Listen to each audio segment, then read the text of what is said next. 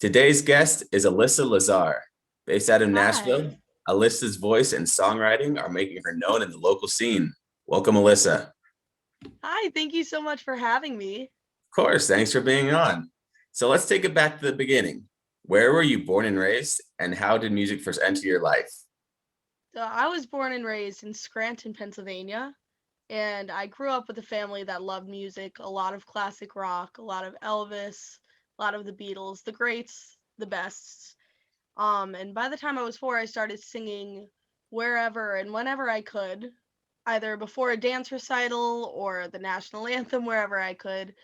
And that expanded into songwriting when I was about 10 and performing gigs at every local bar and restaurant throughout Scranton by the time I was 14 or 15. And when I came to get a little older, around 18, I knew that I had to move out to Nashville, and I decided to go to Belmont University School of Music too.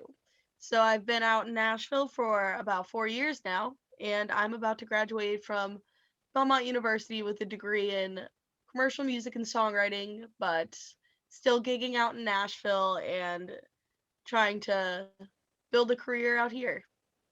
Congrats, that's so exciting. Thank you.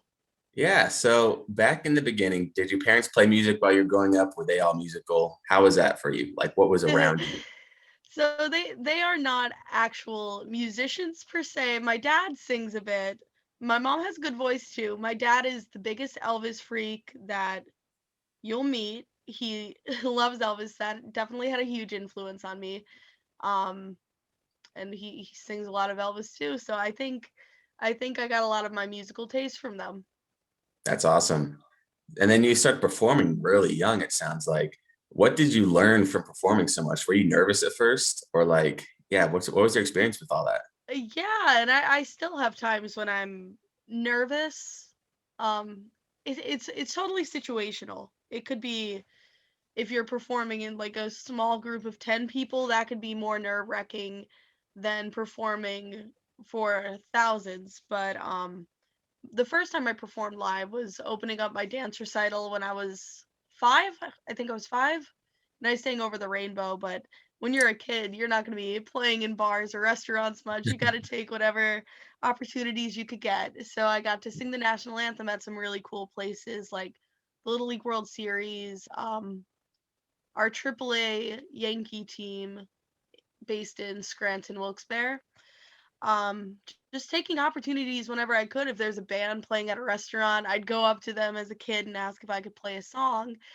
Um, so I guess you kind of learned through performing as a kid like that it's all about building a community and putting yourself out there, which takes takes a bit of courage. You really have to push yourself because it's really easy to be like, I don't need to do that today. But you never know what could come from performing in one place. Yeah, interesting.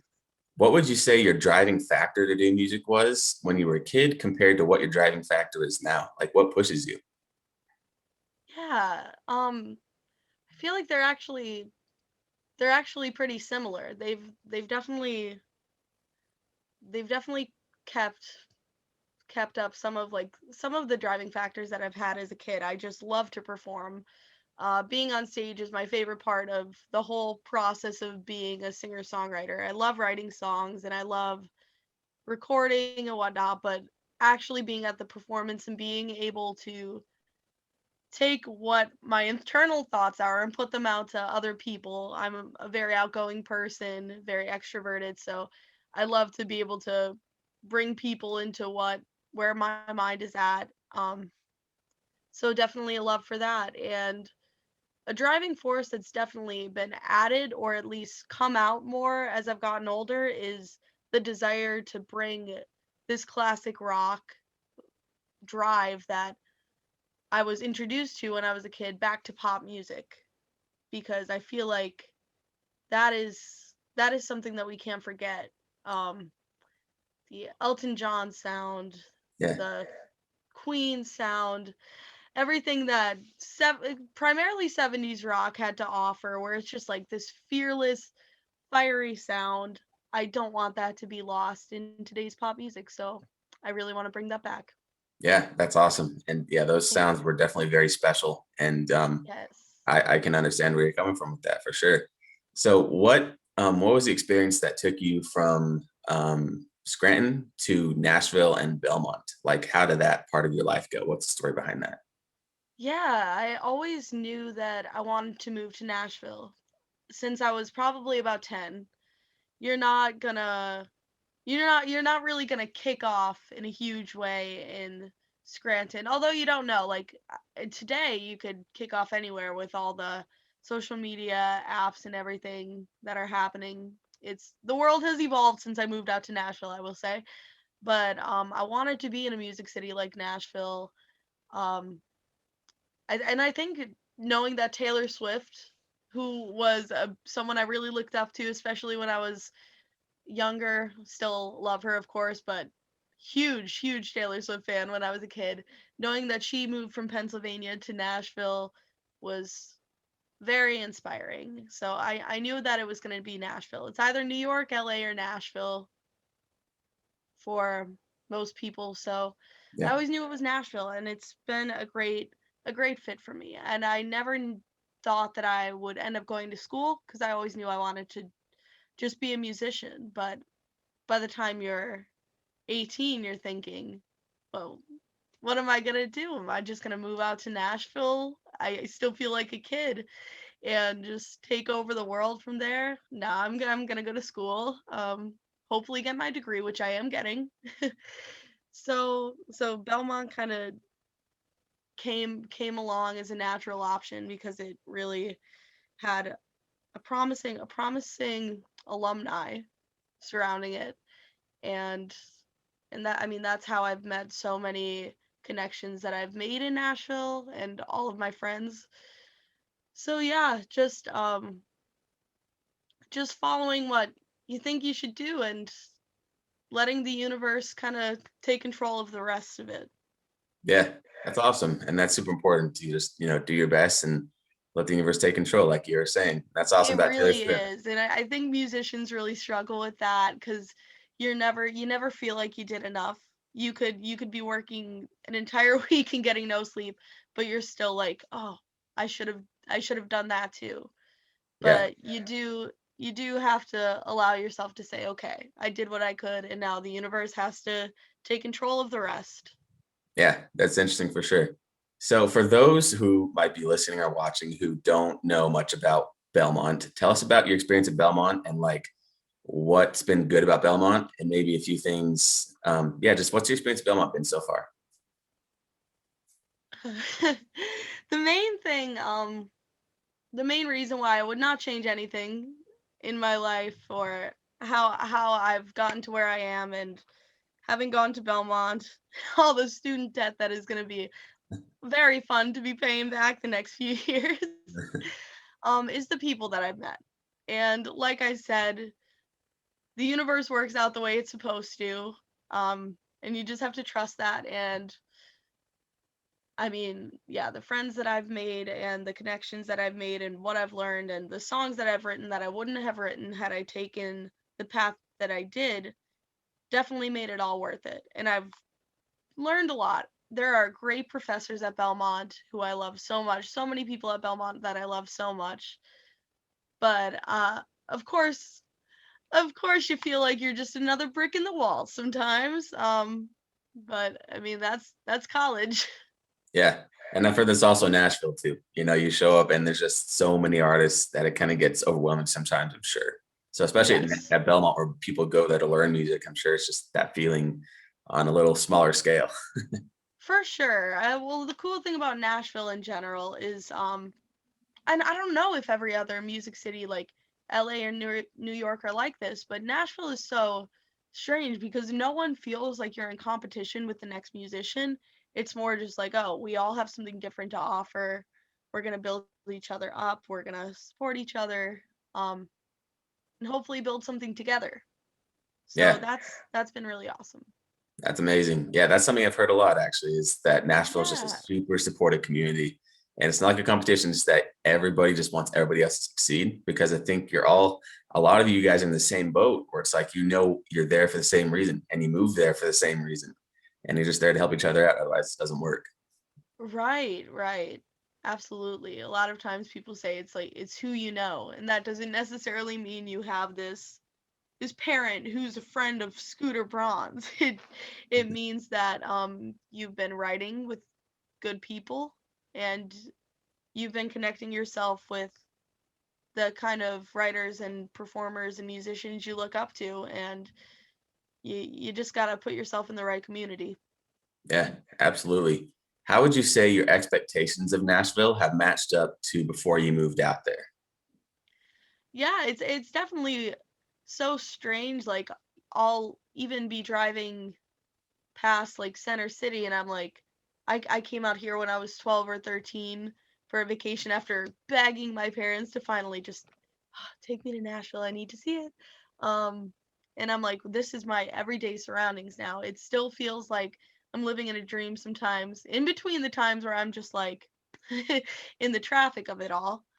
Because of course you get used to things and you just become numb to it, but I always try to take myself out of that numbness and say I'm so lucky to be here. I am so happy to have made this move. I was definitely scared upon coming out here because like we said, there are so many musicians. You could just be another brick in the wall. Maybe you're going to say, "Wow, this is the standard. Like where am I in all of this?" But I think if anything, I've use that to sort of say, how am I different? And that's what I've definitely figured out over the past few years. Um, it's not really about what makes you the best. It's what do you have to offer that no one else could. Yeah, that's amazing. And I can totally see how Nashville make you want to do that. And that's a huge Yeah, benefit for sure. Almost like throwing you in the fire so you have to figure it out, which a lot of ours, it takes a lot longer, I feel. exactly. Yeah, and you're not going to figure that out until you are thrown into the fire. Yeah, absolutely. So when you got to Nashville, did you start any recordings, or what did you first do? Like besides going to school, did you play live? Did you record? What were your steps? Yeah, being someone that started performing weekly super often by the time I was like 14, 15, um that was my first prerogative. I just wanted to perform anywhere and everywhere. And obviously with there being so many musicians and being under 21 at the time, it is not easy to book shows in Nashville as upon first coming here because everybody wants to play, of course. So that's what I really focused on, like how do I get in? Where could I play? How do I play? And of course, a lot of co-writing. Who should I be writing with? I'm going to write as much as I possibly could, meet as many people as I could, and this year was when I really started recording music. So, my third year into living in Nashville, and it's another Belmont student who is producing my music. So, that kind of came full circle. But yeah, there are so many different components of being a musician, the performances, the networking, the recording, and maintaining social media. So the recording aspect of it came into the picture this year. Yeah, that's awesome. So it took you till your third year of Belmont to start recording. What made you feel like then was the time? Because I knew that I would have something to do with that recording. It's overwhelming to think about recording something and being like, yeah, I'm going to put this out and then what? Like what am I supposed to do with that? And I think by my sophomore year I really knew the sound that I wanted to put out there and the way I wanted to frame myself, but if you keep writing in that style, you're gonna eventually write the songs that you're like, no doubt, this is what I would want on an EP. And like I said, the world of music has evolved so much since I came here my freshman year. You didn't necessarily need to put out music in order to push your career, whereas now, like, anyone and everyone is putting out music, anyone and everyone can produce. So it's like, yeah, you do have to put yourself out there in the digital world too, and not just performing. And I finally had songs that I was like, yeah, I think people need to hear this. A lot of the messages in the songs that I'm putting out are things that took me a long time to write because I needed to hear it. Yeah, So so I think it's when it gets to a point where it's like, okay, I'm not just putting this out for me, I'm putting it out for other people. I think that's when you know that it's time to put something out. that's amazing. And yeah, one of the songs you put out was called Maybe I Did Change. Tell us about that. Tell us about what the song means to you and kind of what the process is for writing and recording that one. Ooh, yeah, I wrote that one last last November, so my junior year of college. And I wrote it when it started out as a poem. I was walking into this coffee shop in East Nashville and I was like, this is kind of surreal. What if I told a version of myself 2 years ago that I would be walking in here with my laptop just getting some work done so casually? That would sound like such a foreign concept. So it kind of hit me that everything in my life had changed. The people that I'm with, um, even down to the way I dress, the songs I'm writing, and I realized that I did change and that it's okay that I changed. I think if someone tells you you changed or you're not the same person you used to be, especially if it's someone close to your heart, that could really hit you in the wrong way. Um, Even if they don't mean for it to hit you in the wrong way, you could just take it the wrong way, and certainly did for a long time. And then I think I finally had that aha moment of, yeah, you know what? I did change, and we all change, we all grow, and we have to allow ourselves to do that, and we should be proud of having done that. So, yeah, I wrote that, and I didn't necessarily think that people had experienced this too. This felt like, oh, I'm the only person that is going through this. And I started performing like acoustic versions of it about a month after I wrote it. And after every time I performed it, I would have someone come up and tell me that they really related to it in a big way. And that was just so touching to me. And that's how I knew I had to put that song out. Yeah, that's amazing. And we were talking about driving forces. I'm sure it's another one, you know, since we're putting out your own original music, is just seeing the impact it makes on these people. Truly, truly, it does. Because there's not really a way for people to emote from a deep place without music. And just to be able to know that someone doesn't feel alone, like how I felt alone when I was feeling that way.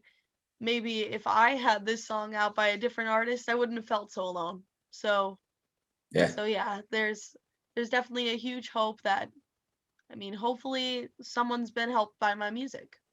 that's amazing. So how is playing live compared now?